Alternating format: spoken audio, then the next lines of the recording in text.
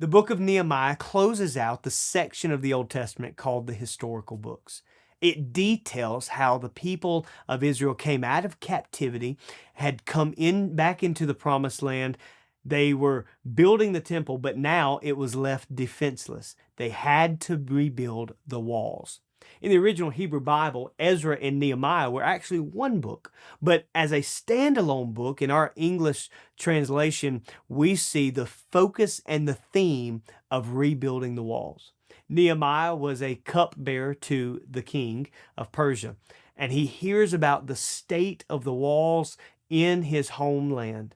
And he begs God and begs the king to let him go back to his land. After much time in prayer, Nehemiah goes back with the letters of the king, the materials of the king, and with the authority of the king to set things right.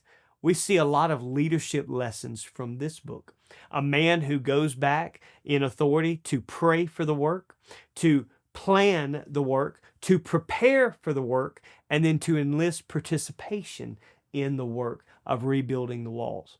Not only do we learn leadership lessons, but we learn spiritual truths that God desires for His temple, His people, to be a people of worship. This points us to the gospel of Jesus Christ, in that there was one God-man that would come who prayed on our behalf, prayed that He would be the one to unite us in His love, unite us by His blood in salvation. He not only prayed, but He planned. From the beginning of time, Jesus Christ would be the very one to die for the sins of the world and to rise again. He not only prayed and planned, but He prepared. He prepared in 30 years of sinlessness on this earth, His ministry.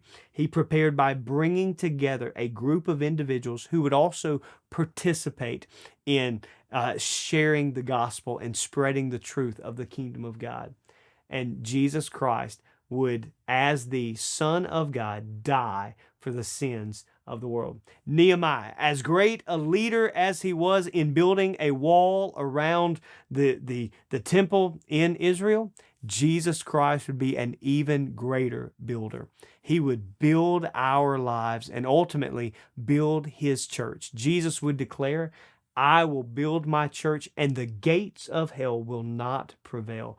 Yes, Nehemiah, a great leadership book, is actually a great gospel-centered book because it points us to the greater Nehemiah, the greater one who is building us, Jesus Christ.